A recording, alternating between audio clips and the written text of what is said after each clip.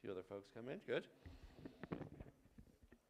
Welcome, everybody. We will get started. We're excited to be joined by Representative Joe Neguse, Louisville Mayor Ashley Stoltzman, a number of legislators that are with us here as well. Representative Snyder, Senator Fenberg, Representative Burnett, Senator Story, Representative Valdez, Senator Lee, Judy Amabile, Representative Amabile, Representative Burnett, our Lieutenant Governor Dan Primavera are all joined us today, and of course also the leaders of Colorado's emergency response, Public Safety Director Stan Hilke, Division of Fire Prevention and Control Mike Morgan.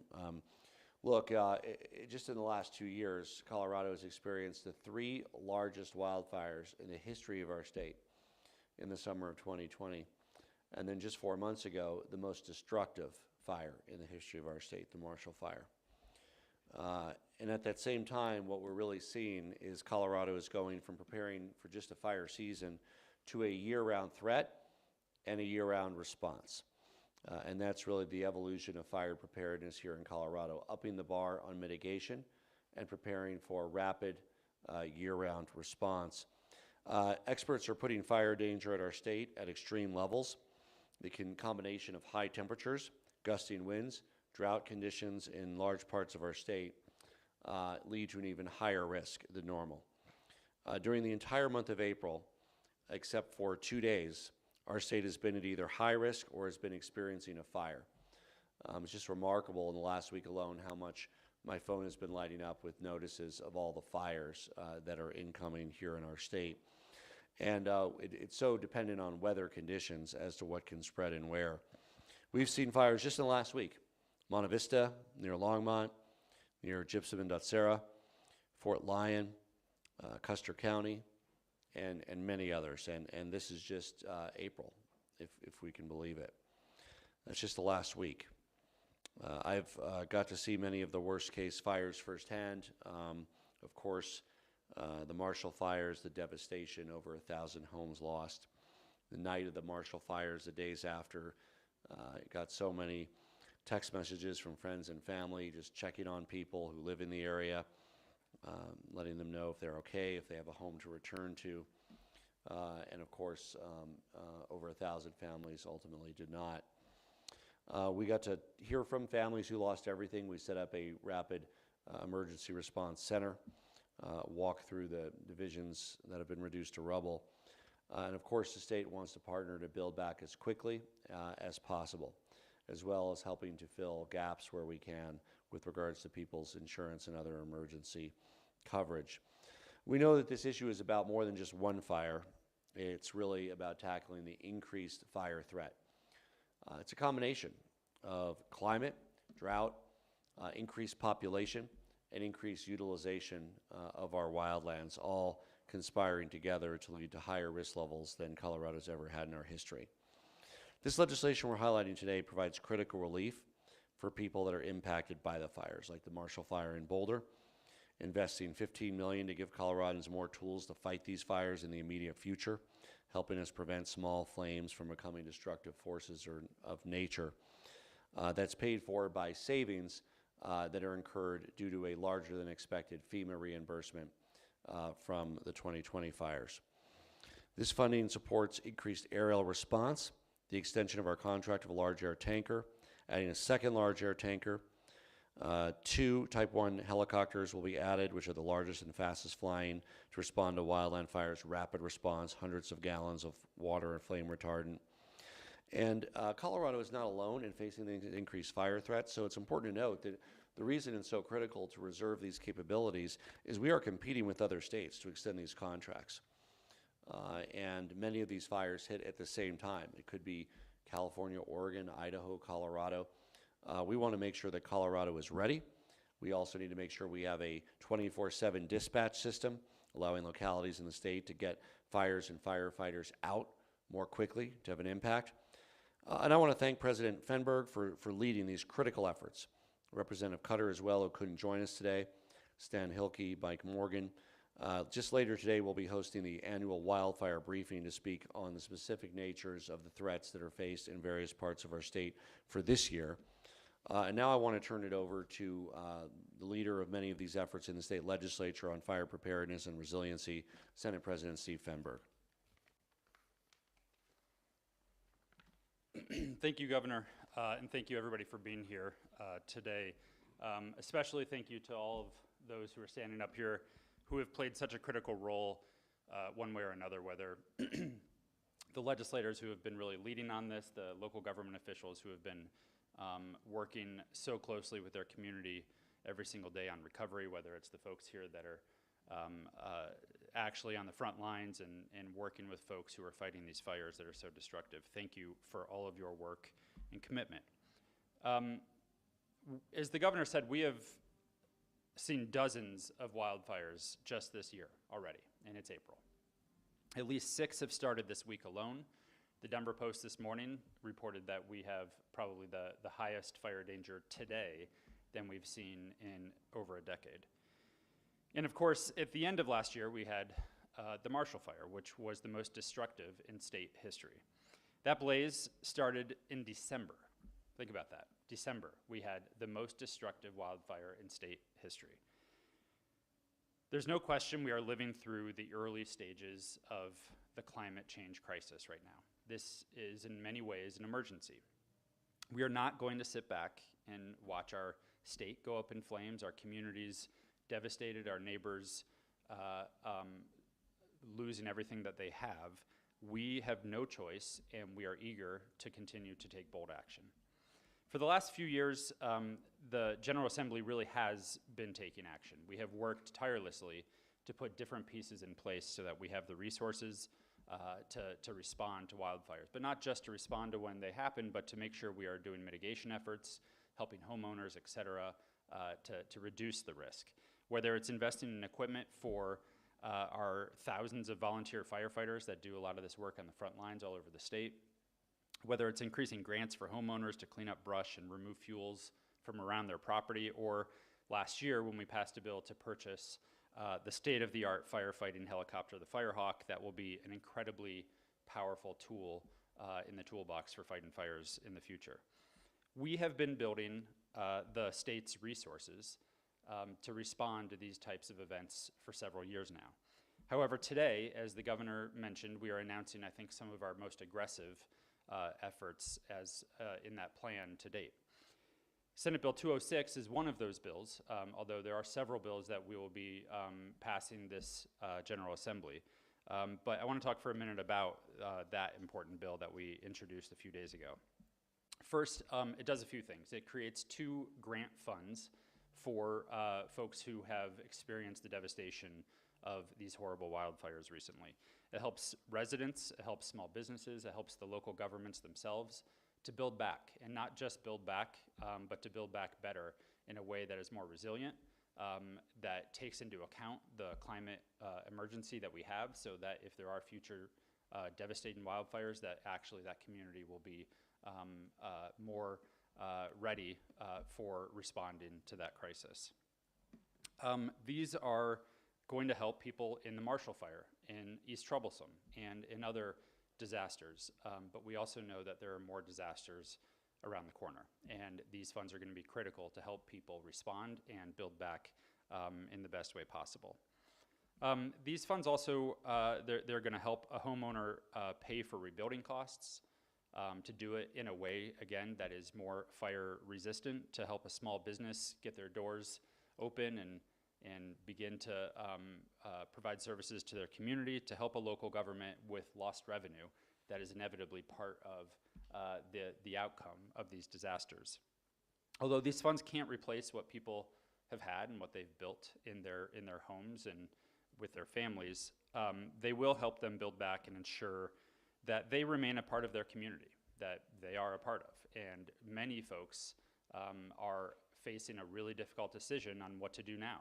Do they build back? Do they keep fighting with their insurance company to get as much funding as they can so they can do that build back? Can they afford, putting in a new foundation after they realize that maybe it does need to be replaced?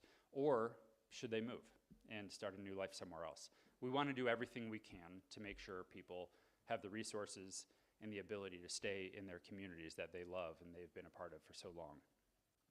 Second, Senate Bill 260 also does something that is not just responding to the disasters we have seen, but it's looking forward. It will create the Office of Climate Preparedness for the state of Colorado. This office will be tasked with coordinating disaster recovery efforts amongst agencies with local partners to better respond to natural disaster emergencies when they happen in the future. The office will be in charge of developing a climate preparedness roadmap. This will be not a report that sits on a shelf. This will be an action plan, a step-by-step action plan on what we can do as a state to be better prepared for the climate-induced disasters that we know are still coming. Lastly, we know that we may very well be heading into the worst fire season in our state's history. Of course, I hope I am terribly wrong about that, but we need to prepare for the worst case scenario that the facts on the ground are telling us. So today, as the governor mentioned, we are also incredibly excited and pleased to announce that we'll be investing an additional nearly $20 million because of the additional funds that we are going to be getting from the federal government because of the FEMA reimbursements to respond specifically to this upcoming fire season that obviously has already begun. Those funds will go to contracts for additional air tankers and helicopters to quickly and decisively respond to fires before they get out of control. We will ensure that we have year-round and expanded dispatch services to immediately respond when a fire is spotted. We'll have new tech systems for on-the-ground firefighting coordination that we have never been able to have before, especially in some of these remote areas where these fires start. This package means that Colorado will be heading into the summer months with the most aggressive, most resourced fire response team we have ever had by far, and we need it. And so today we are taking that action to make sure we are ready for what could be a very devastating fire season if we are unprepared. And we are saying today that we are doing everything we can to be ready for this upcoming season. We have to think long-term, though, about this problem. It's not just about responding to a fire or to one fire season, but we need to think long-term about mitigation and preparing with new technologies and ensuring that we are doing year-round, multi-year forest management practices because we need to be thinking about the new normal we are living in and responding in kind and making sure that our state is prepared for that long-term potential for disaster. Today we are taking a huge step forward, but of course the real work still lies ahead in responding to the fires that we know are going to be happening this season, in doing the long-term mitigation work, and putting together action plans to make sure our communities are safe and prepared for these crises to come. Thank you all again for being here. Now I want to turn it over to my good friend, Representative Joe Neguse. Well, thank you, President Fenberg, and thank you to the governor for hosting this press conference this morning and for your leadership on these critical issues. I'd also like to take a moment to thank all of the state leaders who are here this morning, folks like Mike Morgan, Stan Hilke, who do an incredible job protecting our state, keeping us safe, and dealing with the increased wildfire threats across Colorado. You've heard President Fenberg and the governor both stated, I think it's worth repeating, that the wildfire threat here in Colorado is unprecedented. In the last week alone, orders were issued to evacuate for homes in Longmont, Lyons, Gypsum, Boulder, Monte Vista, Trinidad, Eagle County, every corner of our state. And in the last 2 years, we have dealt with historic fire after historic fire, including many of which are in my congressional district. The East Troublesome Fire in Grand County, the Cameron Peak Fire in Larimer County, and of course, the most destructive fire in our state's history, the Marshall Fire, which struck our state and engulfed our communities in December, as President Fenberg mentioned. Coloradans across the state are facing the same unsettling reality, which is that our communities are at increasing threat. And it is why we can no longer wait, that we have to act now to protect our communities from the encroaching threat of these fires and other climate-fueled natural disasters. And that's why I'm so proud to be here today, to join these state leaders as they announce a series of steps that I think could make a real difference for our state. First, let me thank President Fenberg and Governor Polis for the legislation that they've introduced specifically around the Marshall Fire to help my constituents, our shared constituency, as they deal with the consequences of that terrible fire, as well as the increased investments in our firefighting capability. Working with Senator Bennett, who couldn't be here today, sends his regrets, and Senator Hickenlooper, our offices have been working for quite some time to increase the federal FEMA cost share for the response to these natural disasters, specifically the Marshall Fire, the Cameron Peak Fire, and the East Troublesome Fire. We're grateful that FEMA has stepped up to the plate in that regard, and grateful to the state that they have decided to use those cost savings on these incredibly important priorities, appropriating additional relief for the victims of the Marshall Fire and the East Troublesome Fire, and then increasing investments in our firefighting capabilities and equipment. You heard some of the increased expanded reservations for helicopters, the tanker, and much more as we deal with an unprecedented wildfire risk. Literally, anyone who opens up the Denver Post this morning would have seen that the conditions on the ground today are unprecedented. And unfortunately, they are likely to continue for the foreseeable future. So that expansion of firefighting capabilities couldn't be more important. But beyond those investments, as President Fenberg eloquently put it, we have to think long-term. The climate crisis is here, and these climate-fueled disasters are going to continue.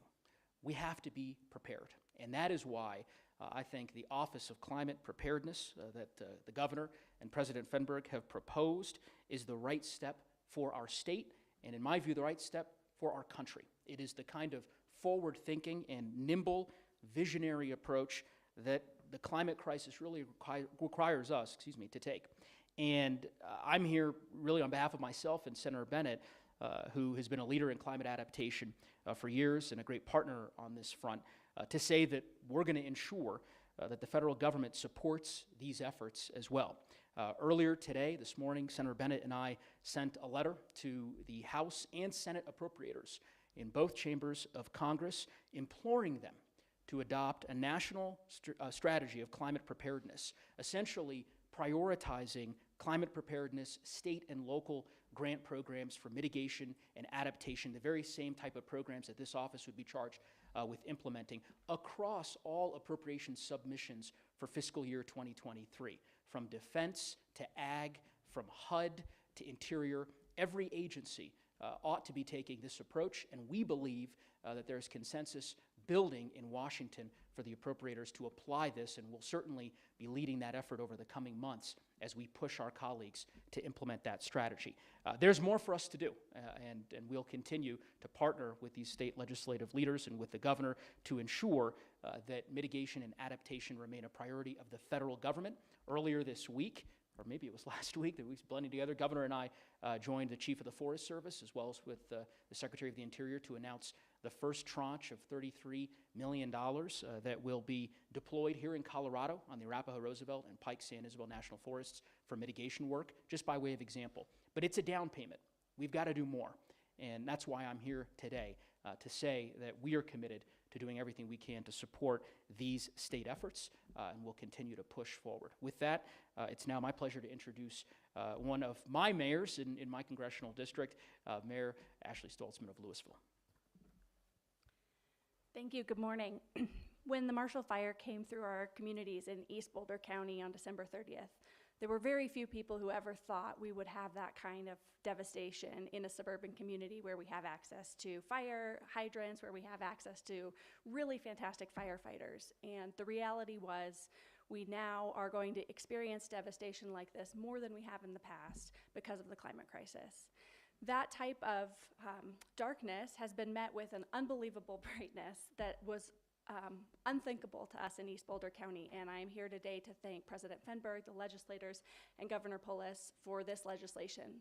Our community members will be able to come home because of the help that we're getting from the state, and this support will help family members be able to rebuild their homes better, safer and healthier than they were built before. And without this, we would not be able to get everyone back home. This is coming at a critical time, and it will help our communities and other communities that unfortunately have to suffer from these types of devastations in the future. So I am so eternally grateful, and I just want to turn it over to Representative Amabile to add her comments. Hi, everybody. Thank you, everybody, for being here and for inviting me to come and participate in this really important subject. And I have a bunch of things written down, but most of it's already been said, so I'm just going to off the cuff it here. Today is Earth Day, and it's been 52 years since we've been celebrating Earth Day, but we have not actually lived the promise of that first Earth Day, which I was a teenager. Many of you were not even alive, but now is the time. The chickens have come home to roost, as they say, and it is time for us to really address the causes of all these fires. So I represent House District 13, and that is Boulder, the western part, Gilpin, Clear Creek, Grand, and Jackson counties. So a lot of these fires have happened in my district. And last year at a town hall in Grand County, we heard that people were still, 1 year later, not been made whole by their insurance companies and still waiting to get paid out, still waiting to rebuild, still waiting to re-enter their communities and to make those communities whole and economically vibrant.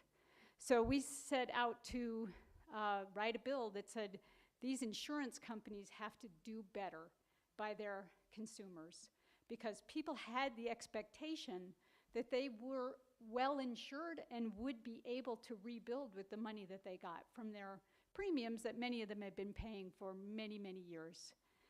I have Commissioner Conway on speed dial now, and I want to thank him for helping me. I'm a relatively new legislator, and it's a big lift to go to work with the insurance companies. But also I will say the insurance companies were very responsive and we were able to get to a good place in this bill. We're going to get more money into people's hands faster and we're going to give them more time to rebuild their homes.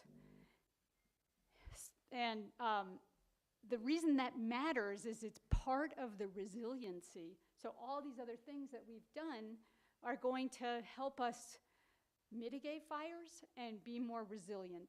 And this is a piece of that resiliency.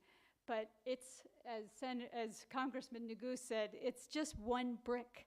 And we've got to build a wall, a firewall of resilience. So I will be back next year with additional insurance legislation that gets at this issue of underinsurance, which is pervasive around our state.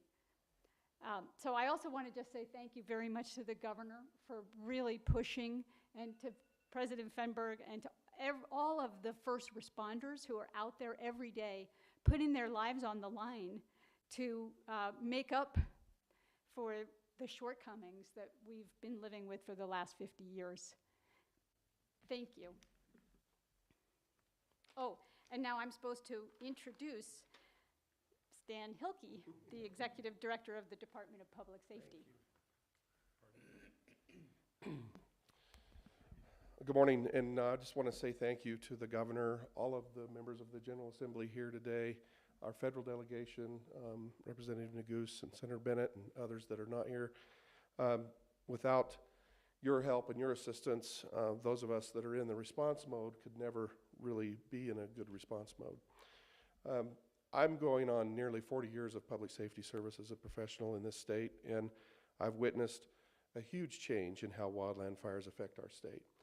I grew up in northwest Colorado. I was a sheriff in western Colorado, where we saw wildfires that were primarily wide open swaths of forest land or BLM land. Since then, the various factors that have converged on our state have made wildfires far more destructive and dangerous. In the past decades, homes and businesses have expanded into the wildland-urban interface, putting a very significant portion of our state's population in those zones. And meanwhile, climate change, beetle kill, and historic drought conditions have led to more frequent wildfires that spread faster and farther and are more devastating. As you heard the governor say, fire season used to take a break. It does not take a break any longer. Fire season is year-round. Together, these changes mean that more people and property are threatened by bigger and more frequent fires. In fact, again, these points have been made, but they're worth emphasizing. All of the 20 all 20 of the state's 20th largest wildfires have occurred since 2002 in the last decade. 3/4 of those fires took place in the last 10 years. Just since 2018, we've experienced 9 of the state's top 20th largest wildfires.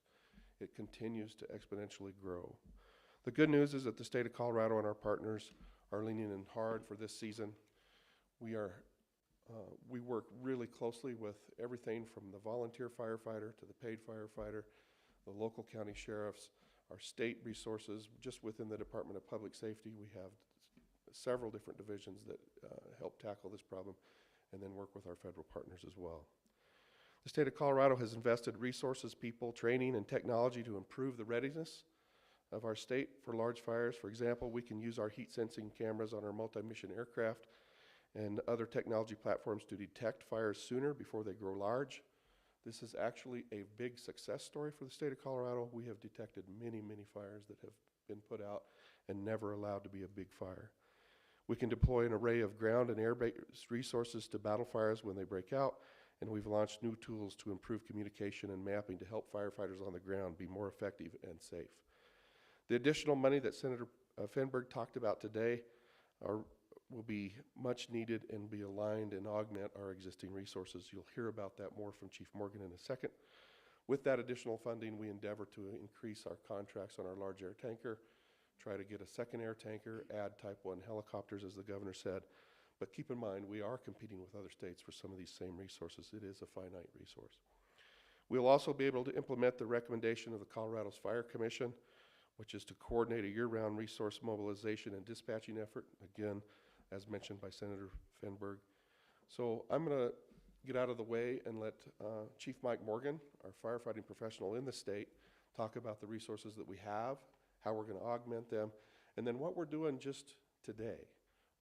As you saw, the wildland fire red flag day today presents a significant danger, and we've made some preparations just to pre-position resources for some of the efforts that are going to happen today.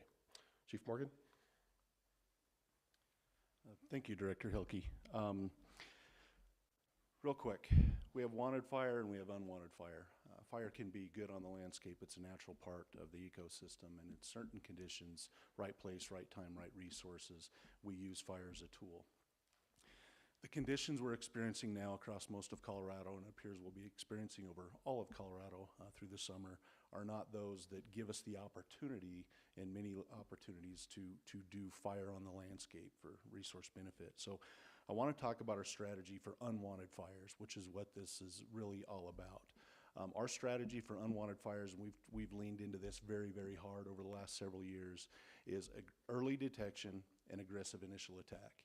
Catch fires before they get big, spend a few dollars today, and save millions of dollars tomorrow and in the coming months. I want to start by thanking Governor Polis, President Fenberg, the leadership of the Colorado legislature, our federal partners. Thank you, Congressman Neguse, for being here today. As already been mentioned, wildfire is a year-long event for us here in Colorado. Our seasons are longer, as already been mentioned. We're experiencing fires all in every month of the year now, which is, we used to call that an anomaly, and now it seems that when we go for a month without a large catastrophic fire, we're calling that an anomaly. So again, I want to thank the leadership for looking at this problem, taking it seriously, and recognizing the importance of, again, early detection and aggressive initial attack, supporting local agencies to keep fires small. The boots on the ground, the local fire departments, the sheriffs, those are the people that are getting the work done out there initially. We bring these resources in through what we call an enhanced state assistance program, where we invest money in these aviation assets to get folks there to help support the boots on the ground, to slow the fire down and let the firefighters get the fire put out. Was mentioned here as well, the dispatch center, and I can't stress how critical that piece is. As we see these large catastrophic events exceed local capability more and more often, the local public safety answering points or PSAPs are tapping out. They're overwhelmed early. We're building, this gives us the resources to build a system 24/7, 365, where they've got a go-to number to dispatch the extended aviation contracts to support. It will also house what was passed in Senate Bill 21-166, which is the Colorado Coordinated Regional and Statewide Mutual Aid System. So that is leaning in very, very hard to do a better job. Doing this it's proven, and we'll do it again. It will save lives and it will save property. We won't catch all of these fires. I wish I could tell you we could, but we won't. But we will stop many of them, and these resources will reduce the number of fires that exceed our capability. As already been mentioned, our intent, as Director Hilke said, we're competing with a lot of western states. A lot of what this does is it puts assets into Colorado's operational control, where we're making decisions around where these assets are being. For years, historically, we've relied on the federal government to provide those resources for us, but when we do that, we're competing with 19 other states on where those resources are placed. And I've been in this business almost like Director Hilke, I've been 36 years. I've seen more and more over the years in my career, seeing the more opportunity, the need for this stuff that were not available to us because they were already on a fire in Wyoming or California or Montana, and we couldn't get the resources we needed when Colorado needed it. So again, I applaud the leadership to get those resources to us under our operational control. A couple other things I want to mention real quick about the leadership and the change that's taken place over the last couple of years. I've mentioned enhanced state assistance. We know, you saw the news over the coming days, you know, that today is probably the most extreme fire conditions we've seen in over a decade. I think since 2006 is what they're saying. What does that mean for us, and what do we do? These additional resources are obviously part of the tools in the toolbox of what we're doing, but a couple things we're doing today as a result of the leadership of the folks standing behind me today is that we have pre-positioned, we have 2 state-owned multi-mission aircraft for early detection. One of those is being pre-positioned over in Mesa County because of the wind conditions here could restrict the ability to move those assets around. We have moved 1 strike team of engines from the western slope over to the Front Range northeast part of the state to help support fires that we're pretty confident are going to emerge over the coming days. We've also putting together a strike team for the southeast part of the state, from the western slope. We have varying conditions across the state. These resources, these planning tools, and this investment allows us to pre-position resources for days like today when we know we're going to have a bad day, and it helps us to be prepared for that, to support that local fire chief and that local sheriff and that local community. We pre-positioned a seat in Sterling out there on the far northeast. We also have a seat down in Centennial today. We have both of the helicopters. We have 2 Type 2 helicopters currently on that will be pre-positioned on this side of the state as well today. With that, I want to thank again the leadership, Governor Polis, President Finberg, for leaning into this and giving us the resources to do a better job to protect Coloradoans. And with that, I will turn it over to Governor Polis. Thank you. I also want to thank First Gentleman Marlon Reese and Superior Mayor Clint Folsom, who joined us as well. Thank you for joining us, and we'll be happy to take some questions. Governor, last I read, every fire so far this year, every major fire has been man-caused, accidental or otherwise. Is there anything in this plan to kind of address that side of things? I think there's a number of fires that there's not been a conclusive investigation on the cause of it. There have been some that identified as caused by human operation. Obviously, we work with the counties on when and if to inform local fire bans. I believe, wasn't there one in Boulder County just put in place? So we generally, those are based on reports that are given by the state on data concerning wind and weather that impacts those. The state also has some resources to assist with enforcement. Obviously, state parks, Colorado Parks and Wildlife, state troopers, but primarily it's local sheriff's departments.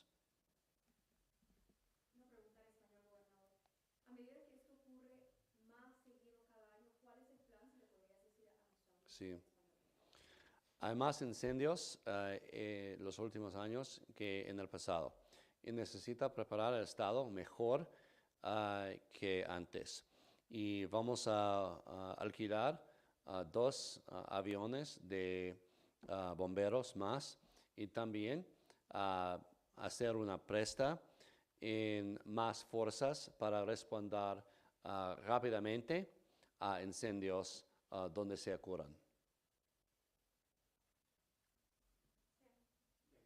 We've been talking to fire scientists about, what can the state do, and they say one of the most important things would be a statewide building code that would do a lot of things to build buildings more safely, create dispensable space. Governor, is that something you would support, a statewide building code? Well, I would just say there's very different characteristics of risk in, for instance, a city, Denver, Littleton, Thornton, and the wildland-urban interface.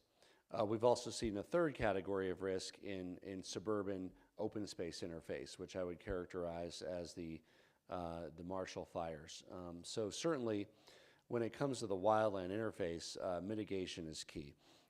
I've toured many fires. I'm sure Mike and Stan have visited even more fire scars, and it's just remarkable to see how even at the home level, folks that have done the mitigation, removed the fuel near their home, have their homes intact, and homes on both sides are destroyed who didn't do that mitigation.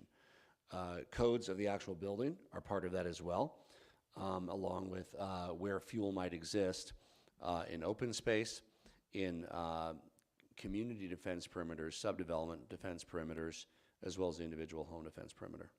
But a statewide building code, is that something that you think could make those things possible? Well, I can certainly have somebody else speak to that. Again, I think what I was saying is that there are different risk characteristics of an apartment building in Denver than a in-holding in U.S. Forest Service land. Those are certainly not the same thing, and those would not likely be built to the same code. I'll just add that the Fire Commission, just a matter of days ago, or maybe it was a week ago now, came out with recommendations on what to do when it comes to building codes in the wildland-urban interface. That's something that we're looking at potentially, and it doesn't, establish a statewide code. It creates a path and a process for how to figure out what codes are appropriate for which types of communities, as the governor was saying, because the risk profile is different everywhere. So that is something we're taking into consideration and chatting with the Fire Commission about, and may be included in some of the legislation this year. Obviously not having a statewide building code, though, means that the state doesn't, it misses out on tens of millions of dollars in FEMA grants. So is there a way to say there's a statewide building code, and then there's specific requirements for the WUI, and then specific requirements for urban environments, places that are separate? And then also, Governor, I was curious if you could say if you're going to issue a statewide fire ban, you can do that currently in condition. So on the first question, Jesse, that's essentially what the Fire Commission is recommending, is that we create a process for creating those codes for the different areas around the state. So I think we're going to get there. We need to do it where we have buy-in and all of the communities actually are part of the process in shaping it. But I do think we are headed in that direction to be able to not only create safer communities, but to have access to more of that federal money. And I would just add, there's been a couple questions on building codes. Community defense perimeters and home defense perimeters are even more effective than the variations in building code at preventing the spread of fire. So again, I think we look at all the tools we have and want to make sure that we're ready for what lies ahead. We always look at data and what comes in. There has not been a statewide fire ban recommended to me by our state fire leadership at this point, but we will always continue to look at what conditions are localized around certain areas with heightened risk and what conditions might exist statewide. Any other questions? Thank you, everybody. Appreciate it. Thank you, everybody. Thank you, everyone. I'm